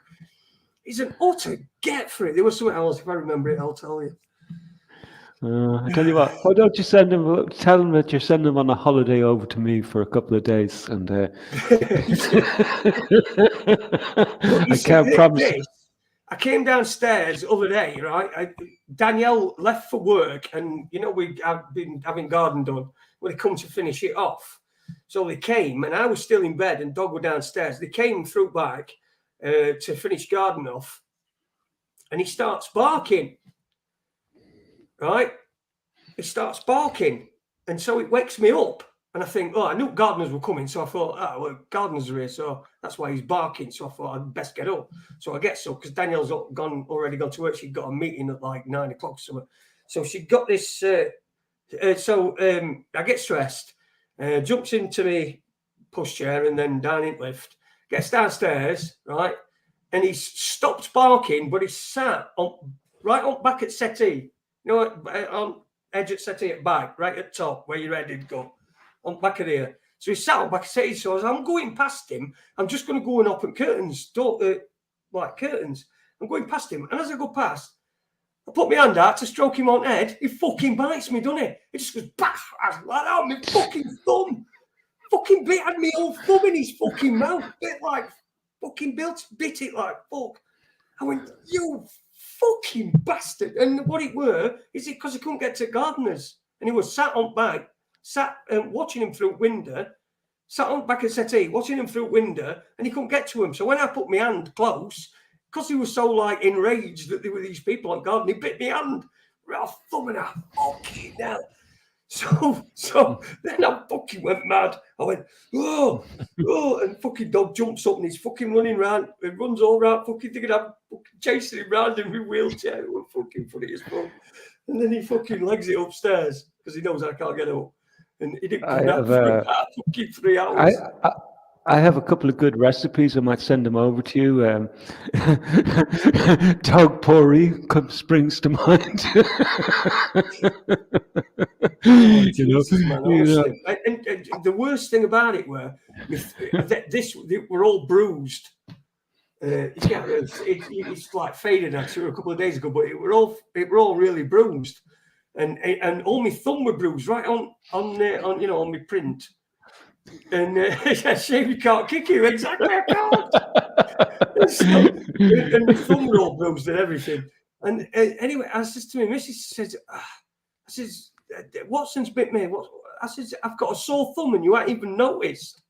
That's how much notice you'll take of me. This is when she come back. That's how much notice you'll take. I'm only joking, obviously. So notice you much take of me. My thumb is sore and you haven't even noticed. And you know what? I'd kill him. I would. I'd kill him. I would. I don't have much patience for dogs. You know, it's just like I'd lash out, and do you know what? He'd be on the barbecue in a split second. The thing is, if I'd wanted to, I can't catch him anyway. What can I do? I can't kick him. I can't. You know, what do I do? I can't. What? You know, it just bites me. Do you know what you do? Do you know what you do? There's these little gadgets you get and a little collar that you can put around the little cunt's fucking neck. And every time you fucking pass him in the fucking hallway, you press a button and he gets an electric shock. You see, that's the thing is that's not really applicable because he don't do it all the time. It's only very, very rarely he does it. But when he does it, he fucking does it. And like he had me fucking ripped half my arm off at fucking summer when I were at Coast. Like, he bit a woman in when I went away with Adi. And me and Adi were sat in this bar thing on Broad Beach. I remember, yeah. The dog bit this woman, and then like I got hold of him, and he like had me right up arm and ripped me arm to bits. You know, you saw me arm, didn't you, at that time? And like it's every sort of, but when he does it, he really fucking does it. I just can't. Yeah, you know, A little cunt like that would cause you so much fucking trouble. You were kind of lucky that that fucking woman was so understanding, and it's You not weren't every person. understanding. You weren't, no, 'cause you It's were having not. a It's right not woman. every day that you would meet a woman that would say, "Oh, it was my fault. I shouldn't have gone near him." Like, but at the end of the day, you know, you could meet the wrong fucking person, and that dog could land you in a shit pot. I would actually kill that little bastard. I really would. I'd put him down. Yeah, all right. You Well, know, let's stop talking about I killing my would. dog. Yeah. You fucking, No, but I would. No, I'm not talking about killing your dog. I'm saying if it was my dog, I would put him down. I really would, because he's fucking nuts. And if he had to live here, no, I wouldn't put up with that shit, man. Listen, Really Jimmy O wouldn't. met him, so Jimmy O knows that he's not a bad dog. He's not actually rape vicious. He just needs to know. That's all. He's one of them. He needs to know. So if Well, I he tell you goes what. mad. So the other day, he was going fucking mad at the door. He was going mad because someone were knocking at the door, and all I had to say to him was, "Emmy's here," because my daughter would come in to see me, and she was there. It were at the door, so I had to say, "Emmy's here," and he changed from yapping to being excited. So you know, it just needs to know. Listen, my dog. Don't talk about killing my dog, because that's right. I'm not like Blue Island. Yeah, well, yeah. Well, kind of like. But then again, I'm not very It's not his typical fault, Irish. is it? It's my fault, isn't it? It's our fault. We got him at the wrong time. I had no chance. I didn't know I was going to lose my leg. I got him about 3 months before I lost my leg, and I didn't know I was going to lose my leg. So I thought that I'd be able to take him out, be able to do stuff, and I just had no time with him. So it's not his fault. So I'm not going to have the cunt put down, because it isn't his fault. It's my fault. So if I get bit, that's my fault. All right, we'll put you down then, Jay. Yeah, put me down. Yeah. Oh, that'll solve poor Watson's psychological issues. He has got some. I think I need a psychiatrist. Do they do dog psychiatrists? I know it doesn't work out. That psychiatry business doesn't work out very well for humans. So I'm not sure I'd be willing to inflict it on the dog. The dog would be probably better off put down. Sorry. Next thing you know, you'll be giving your dog Ritalin fucking twice a day. The poor little cunt will be fucking twice as bad as he is now.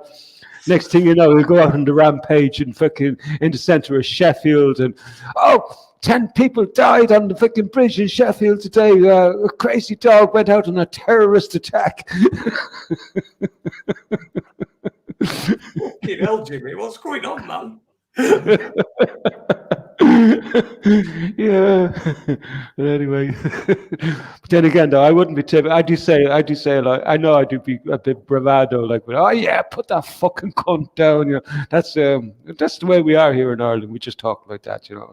We don't actually mean it, like, you know. But I know, I've said it myself. I've said it loads of times. I'm going to put the cunt down. I've said it fucking tons of times. But you know, with most of his bad behaviour's gone. We've sorted that out. He used to always be on the bed when I'd get upstairs to go to bed, and then bite me as I got on bed. Now as soon as I get upstairs, he gets down off bed and goes and lays in his bed. And then when I get in bed, if he might get up on bed, but he don't bite me. He just lays there with us. So that's been took out of it. I mean, there's loads of stuff that we've been able to knock out of him. It's just occasionally he just, like, you know, he's frustrated.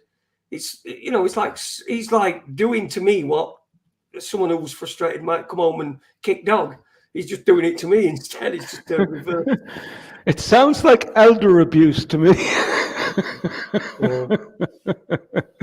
I had a friend in Belgium. Koen was his name, and he had a crazy cat. Like, and what was his name?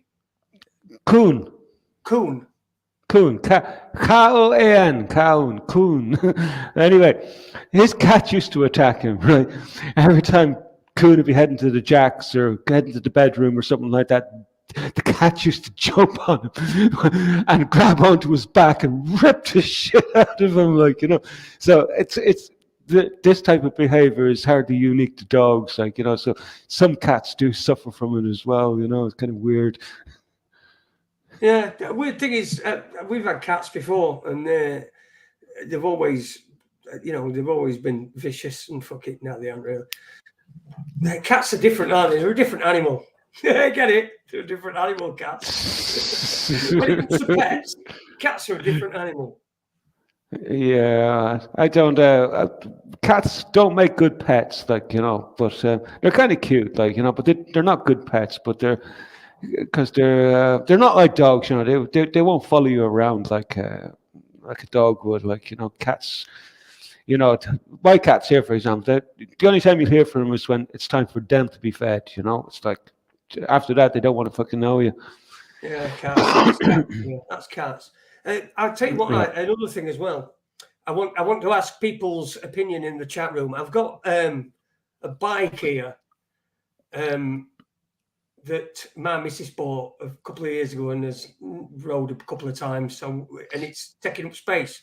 So I'm going to sell it. So what I'm going to do is I'm going to make up an advert, and I'm going to post a picture of me with the bike for sale. So there's just me stood there with just me one leg and then the bike, right? And in the ad, I'm just going to put bike for sale. And I'm wondering whether I should put unwanted gift or genuine reason for sale at the end of it. What do you reckon? Look at the way it's gone these days. People won't believe you got one leg. They'll probably say that's fucking CGI. I fucking wish it were. Hey, do you reckon they'll be able to CGI me a leg in, and then I'll be able to have one in like the multiverse or whatever the shit they're fucking doing these days?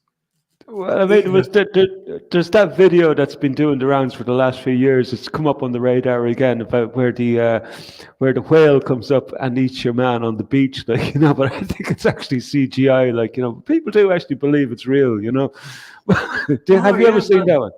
But look, people believe Tesla put a car in space. You believe that's real? You know what I mean? I know. I mean, you imagine the cost of putting a fucking car up in space, man. Fucking ridiculous. Nah, fuck off. And the weight of those things, did they put it up there with or without the batteries? Because it'd be twice as heavy with the batteries in it, So I don't know the fuck. We got some answers here. 462904. Good evening to you, 462904. I am not a number. It just says, just take one pedal off, Jason. Talking about my bike and the advert that I've got to put up for it. I'm going to do it when I get back off holiday. I'm going to do it, and when I do it, I'm going to screenshot it and I'm going to show it to you all so you can all see it. Miss Blue Side says genuine reason for sale. Yeah, I think that's the one in it. That's the best. When I said to me missus earlier on, I said, which one do you reckon? Shall I go for unwanted gift or genuine reason for sale? While I'm stood there with one leg next to a bike. I thought, she said, no, it's got to be genuine reason for sale. I thought I'll put it to you as well. Yeah, some idiots believe we landed on the moon. I know. And some people actually believe there's a sky, So, holy fuck, man, these people are not on this planet at all, Holy shit. You can get people to believe some fucking fucking shit.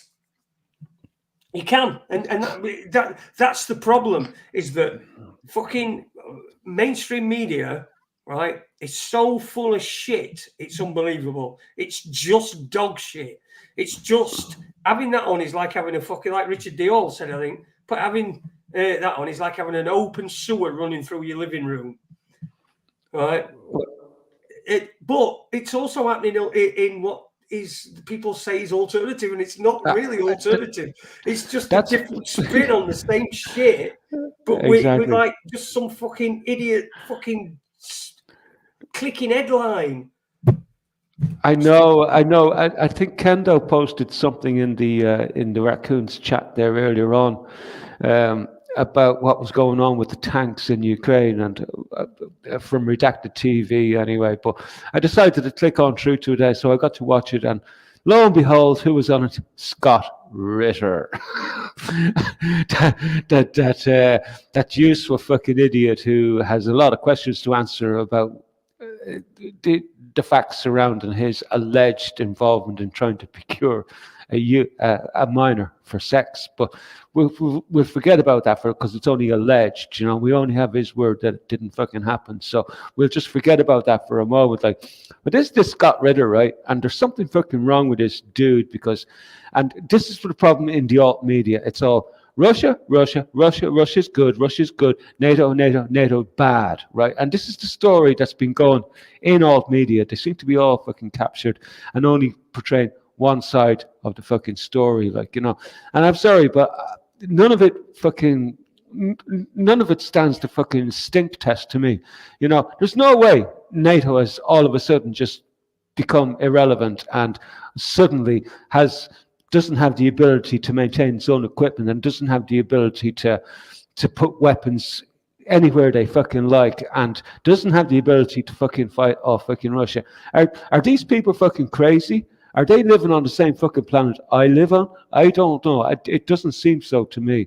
I'll tell you what, there's something wrong with that Scott Ritter. And all these people who are just pro fucking Russia. And I mean, this idea that Russia is this gentle little lamb who's been wronged by NATO, it doesn't wash, man. You know, everybody seems to think that, like. But you see, people have been brought up that they've got to be partisan. They've got to pick a side. You've got to pick a side. Are you Russia or NATO? So no, I'm just me. I'm me and my family. That's all I care about. That's all that I fucking care about is me and my family. So I'm not Russia. I'm not NATO. I don't support anybody. I just want to be left alone here to live in my house and do stuff. I don't want to know about your fucking dramas. I don't want to know whether you fucking fell out with him and let's go and I tell you what, I'm going to send more people to die than you are. Yeah, okay. Well, I bet you're not. And then they fucking go off and they do the wars and they kill people. And it's fucking horrendous. It's basically a fucking schoolyard argument about fucking of a greed, of a fucking because they've robbed Tuck Shop and who's getting fucking spoils in from Tuck Shop when they've robbed it. The fucking school kids arguing and real people are going to fucking die. People die in their game. I just want to be left alone. Leave me alone. Leave me alone. Leave me the fuck alone. I just wonder though, Jay, sometimes how far this is going to go, because I have to say some of the imagery that I'm seeing lately about how the conscription is going in Ukraine, it's quite shocking. Like, you know, people are being picked up on the streets and being fucked into the back of vans and being driven to the front lines. This is how their conscription service is going. So these Russian and these NATO sort of conglomerates, they're all in on whatever this project is that they've got fucking running here. Like, and you know what's happening in Ukraine now, we can't take it in isolation, and they will try to do this in the rest, in as many countries as possible like that. So who else are they going to be willing to pick up off the streets and fuck in there into the meat grinder? We'll have to wait and see how this works out, like, you know. But I have to say, what I'm seeing going on the streets of Western Ukraine, and how sort of like ethnic Hungarians are being picked up in East Ukraine and fucked into the back of vans and just arrested like that and forced to go to the front line. And I mean, this is coming to the rest of Europe. Like, watch for this to fucking happen, because I can see this on the horizon, you know. They're going all in on this fucking battle. And NATO ain't going to fucking back down. They're not. They're up on the fucking ante on this. Like, they're going all in. I know there's lots of talk about they're sending. Oh yeah, NATO. Germany is going to send 14 Leopard tanks, and America is going to send 13 Abrams tanks. No, hold on now a second. You know, I don't believe a fucking word of that. The very day that they announced that they were sending these new tank formations into Ukraine, the video footage was already being posted. The tanks were already rolling through the Polish countryside on the back of fucking trains on the way east towards Ukraine. That was on the day they announced it. So as far as sending 14 tanks in from Germany and 14 in from, no, I would surmise that it's a lot more than that, and that this particular mobilization happened started happening quite a long time ago. They're only just announcing it now. So NATO are going all in on this battle in Ukraine. They're not leaving there under any circumstances. And I'm not saying they're wrong or they're right. I'm not saying Russia's wrong or fucking right. But it's us that are going to be fucking dealing with the consequences of this when it kicks off right, you know. And it looks like it's going to kick off proper. Well, on the news, they've been saying that I saw a news headline. I think it was on Sky News, and I immediately sort of turned it off and thought, "Are you fucking listening to that shit?" They said we were at what they call 10 minutes to midnight. Now that's a referral back to Cold War. Isn't it? They used to say that in Cold War. You're talking about 90 seconds to midnight on the doomsday clock. Right. Okay. Yeah. I know what you're talking about. Yeah. Yeah, I've seen all sorts of maybe, but yeah, it's fucking, but yeah, 90 seconds from midnight on the doomsday clock. All right, 90 seconds. All right, everybody. God, I got it wrong. I saw something else. I'm sure it would say it would. I think it would. I think they were talking about fucking climate. I think it would. It was definitely talking about this, nuclear war, but it weren't news, and it were about talking about nuclear war. I think, but there's no nuclear war. There's no nuclear war. Wars, Reds. There isn't any. So. Yeah, but this whole doomsday clock thing, it's like one of those little things that these little caveats that they use to show the people how close we are to annihilation, you know. So you got a load of fucking war analysts. What time is it now? All right, chuck your times there into the hat. We'll put our hand in and we'll see what time it is. Oh, it's 90 seconds to midnight. Will somebody change the clock there, please? We're 90 seconds before midnight here. Oh, yeah, doomsday is coming. Wicked. Bring it on. Fucking, it's mental, innit? I mean, look, I think I've got the best strategy, right? And the strategy, it's great because it's great for your peace of mind, and it's also great because there's no downside. Is that there's no nuclear bombs, right? There is none, and if there is, you're never going to be able to come good to me and go, see, I told you, are you? Because you'll be fucking gone in a puff of smoke. No downside. No downside to it. You keep a positive attitude. There aren't no nuclear bombs. It's never going to happen. It's all bullshit. I know it's bullshit anyway. Well, I know in me, in my heart of hearts, that it's bullshit. And so, you're never going to be able to go to me. I see. Yeah, well, I'm not worried about it. I've got a different view on nuclear weapons, and that's okay. And I'm not one bit. Yeah.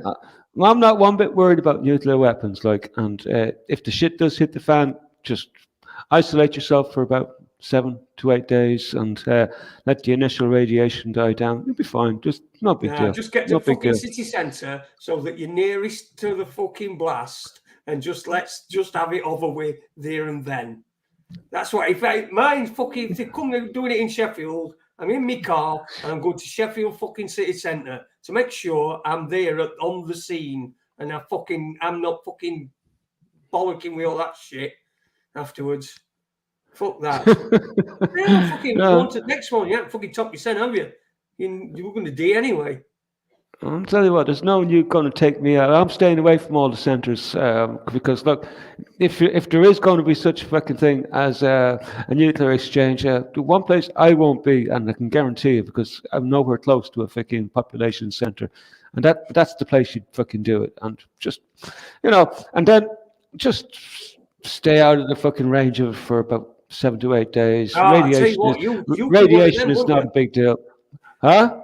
Yeah, you'll be one of them in a film where in a film where there's an apocalypse or fucking zombies or fucking some sort of shit, and then they always come across a house. They're running through, through countryside, and they always come upon a house that's got a fucking madman in it, like with a big beard. You're that bloke.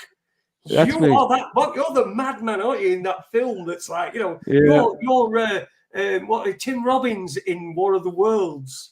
I'm the dude that invites you in for tea, and you think you're coming in to get tea and brunch, but I've got you on the menu. Yeah, exactly. Yeah, I have all my neighbours assessed here for size, weight, and for protein value, and I know which ones I'll be needing when the troubles come. Yeah, you're the one with the fucking big beard. Come over here. Come over here. Can you hold on to this for? Can you hold on this for a sec? I just got to go around behind you here and get this hammer so that we can be in this together, sort of. I'm just going to hammer the door shut. Fucking hell. Are there any more of this? Huh? Are there any more of this? Yeah, Rich T is saying Hiroshima and Nagasaki were firebombed. I was actually watching a very, very interesting, or listening to an interesting podcast on. There's a South African guy who does podcasting. I can't think of his name now, just at the moment, just off the top of my head. And to go deep into the discussion of Nagasaki and Hiroshima, and how it wasn't actually nukes that had done the job, but it was their belief that it was cyanide or some fucking strange chemical compound that was fucking and they were making strange comparisons about how the damage on the ground didn't match with the detonation of a nuclear device, and it was probably a conventional weapon that had taken down a lot of the buildings in the center because the damage hadn't been quite extensive. I found it a little bit compelling, but he didn't totally sell the idea to me. But what I take from it was that I need to look into it just a little bit more and see if there's anybody else talking about similar issues. But it was sort of compelling that especially some of the illnesses people were showing up with were kind of more akin to some type of chemical attack rather than radiation poisoning, especially some of the burns and the type of markings that were on the skin. People were showing up with black markings on their skin. And he said, that's definitely, I can't remember which chemical, it could have been cyanide he was talking about.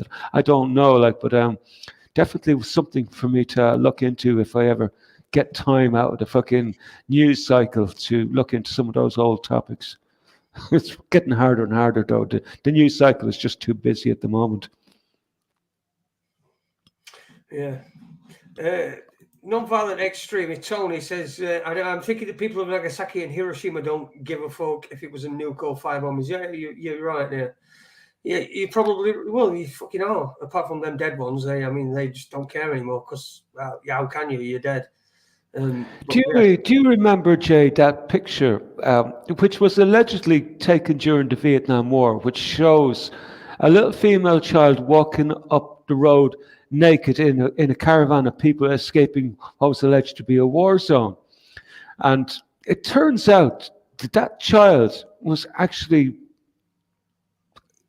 the picture of that child was actually taken in Hiroshima after the so-called bombing of Hiroshima. Did you know that? Do you know what the picture I'm talking about? No, I don't know the picture you're talking about now. Right, and I wouldn't show it here. I think I might have. Yeah, go on. There's a picture of a little child. She's about maybe 10 years old. She's crying and she's walking up the road with her brother. She's fucking naked and everything, and it's portrayed at the time that this was a child in Korea escaping the war zone.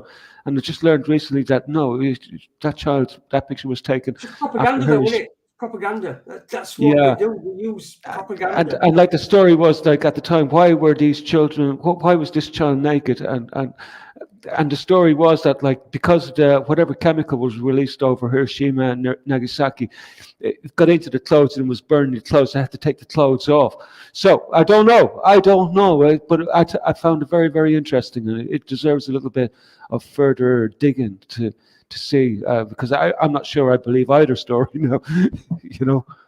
That was Vietnam, says James. That's what I thought originally. James. But this guy that I was listening to on that podcast talking about the concept that that it wasn't nukes that was used on Hiroshima. It was him that said that like that child was actually photographed coming out of Nagasaki. So I don't know, but that's why I'm saying it needs a little bit more digging. I might get into that. Yeah, that was It's propaganda. That's it, isn't it? They use any image. You've seen it before where they've said there's a protest somewhere and it turns out to be a protest, when there were all these fake, even though the BBC sat there and there's like a huge protest, hundreds of thousands of people outside the BBC this last weekend. You know that? I did. I've seen pictures of that. Yeah. So there's hundreds of thousands of people outside BBC and not a fucking thing on it. It's like that. Remember that? They called him Comical Ali during the Gulf War, and he was there, and he's like saying, "No, the Americans won't get in," and everything, and there's fucking American tanks going behind him. It's fucking going Baghdad Bob, wasn't it? Comical Ali, Comical Ali, they called him. Yeah, I think it was also called Baghdad Bob, I think, as well. That's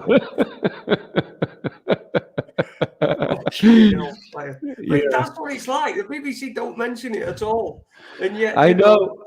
And then there's a lot of similar stuff going on at the moment in Ukraine, and they're posting pictures who have been caught in Russian bombing campaigns, and like they've been caught left, right, and centre. That no, this is a picture of a child from way back in a different fucking country, different circumstances, nothing got to do with bloody Ukraine at all. Like, but we've seen this over and over and over again, and that's why, quite rightly, the likes of you, me, people who listening here tonight, we're very skeptical about fucking everything we read, see, and hear. And quite rightly so. Spanish Chicken says Chemical Ali. Now, Chemical Ali were a different bloke. He was somebody that was supposed to have been killing Kurds with chemical weapons. But because this bloke was such a fucking idiot, he looked so stupid, telling everybody that no, the Americans will never get in, take Baghdad and all this sort of thing, and there's no chance, there's nothing's happening, and there's American tanks going behind him, and like so they called him Comical Ali, so it was like a pun of Chemical Ali. But yeah, it were funny. But that's what it's like at BBC at the moment. I mean, hundreds of thousands of people outside having a protest. It's not on. I mean. It's. Was it that big though, Jay? I didn't. I only kind of noticed it in passing. Guys, Phil, tell us more about that. There were thousands of people outside the BBC on weekend on Saturday. Thousands or hundreds of thousands. So let me see if I can fucking find how many people. I don't know. I don't want to quote. Anybody know how many people are outside BBC on Saturday? Can anybody tell me? Anybody got any ideas? Because I haven't got a clue, and I don't want to say.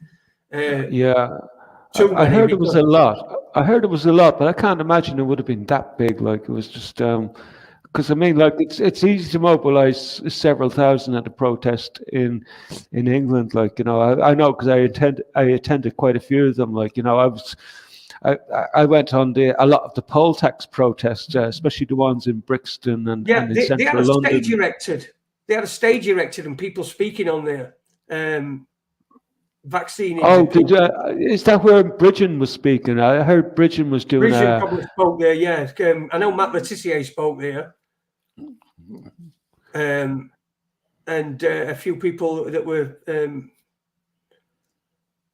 put BBC One on there. I ain't got a telly in here. I don't watch BBC, so sorry.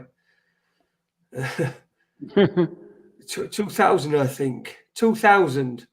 So thousands, yeah. Sorry, I'm getting fucking. But yeah, there were a good number of people outside, and no fucking note from BBC. Nothing.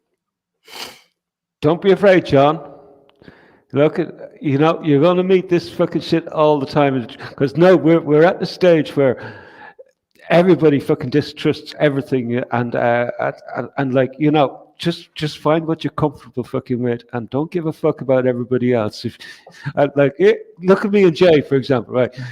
Jay doesn't believe anything, and I still believe in some fucking things, and that's okay. And we managed to fucking manage it okay without fucking killing each other about fucking bullshit.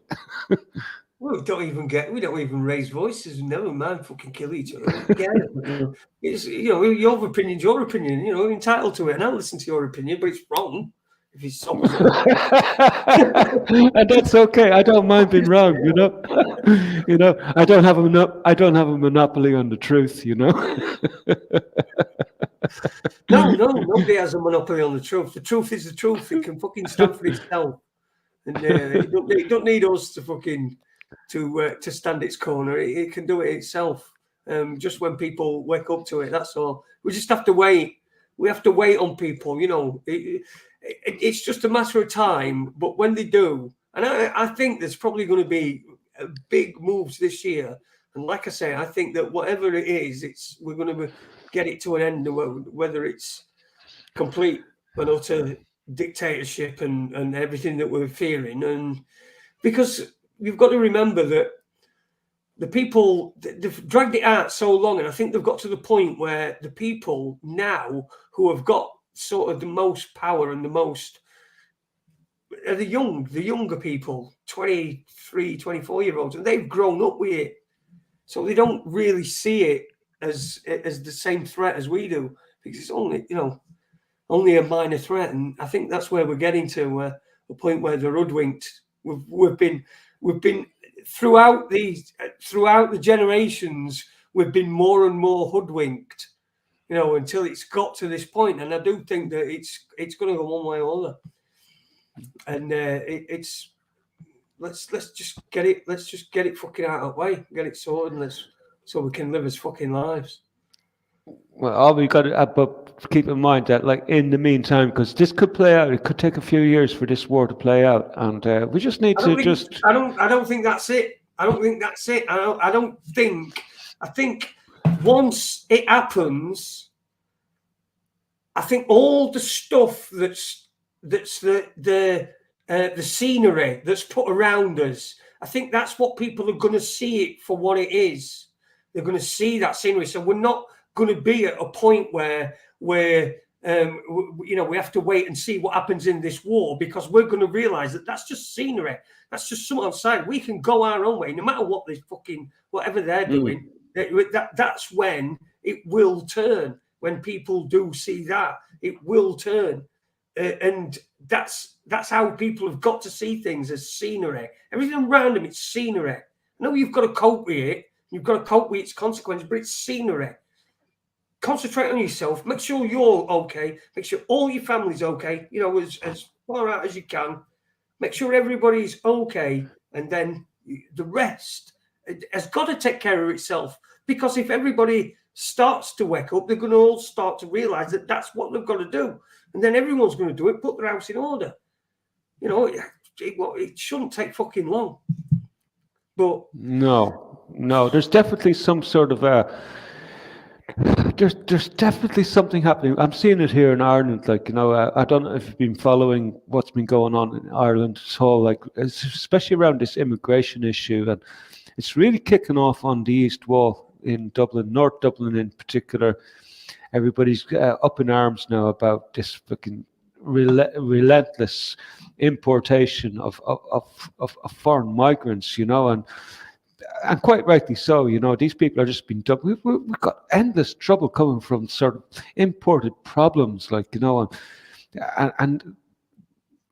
another thing that's happened in the last couple of days here. Apparently, that there was a double murder on Marlborough Street in Dublin, and it's not been reported on anywhere. Apparently, I don't know what the fuck. I can't even say what the fuck happened there because it's not been reported on. But the whole area in around Marlborough Street was taped off. Nobody could go in or out, and all we have is fucking rumors that there's been multiple murders on Marlborough Street in relation to a direct provision centre where they're keeping these. They're killing each other, and this has been going on down in places like south of Ireland, also in Killarney of all places.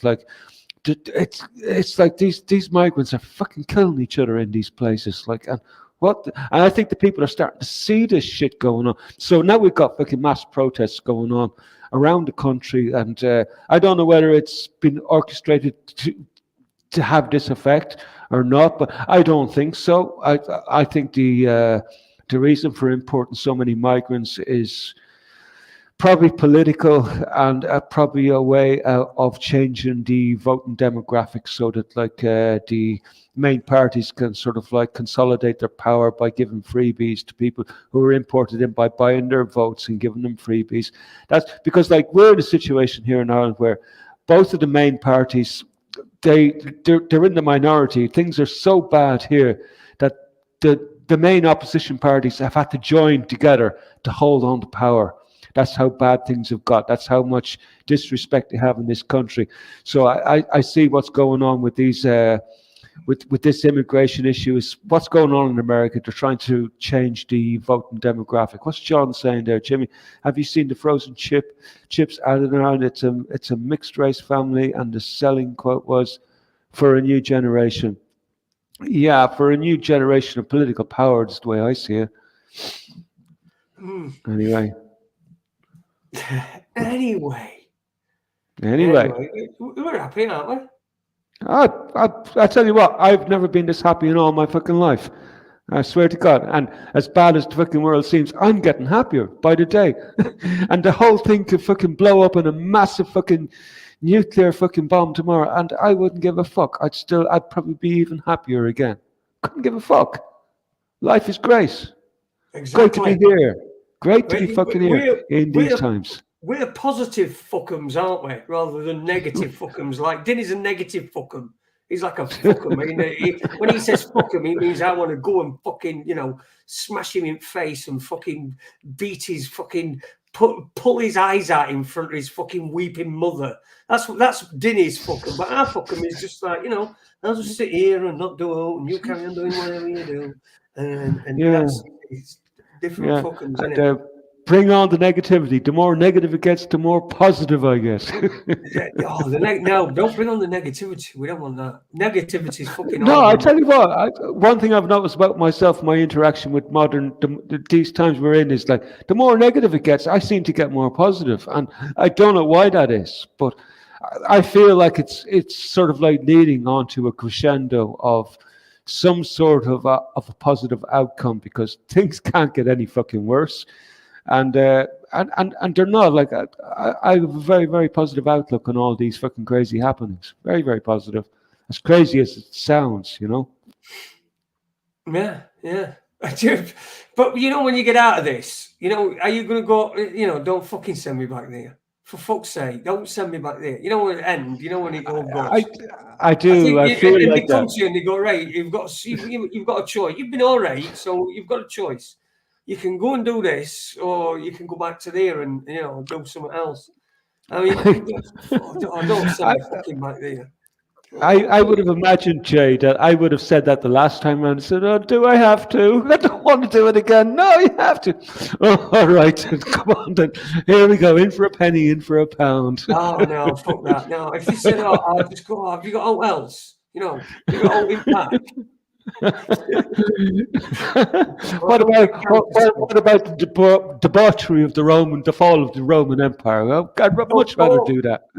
Well, can you send me back and make me so that I don't give a fuck?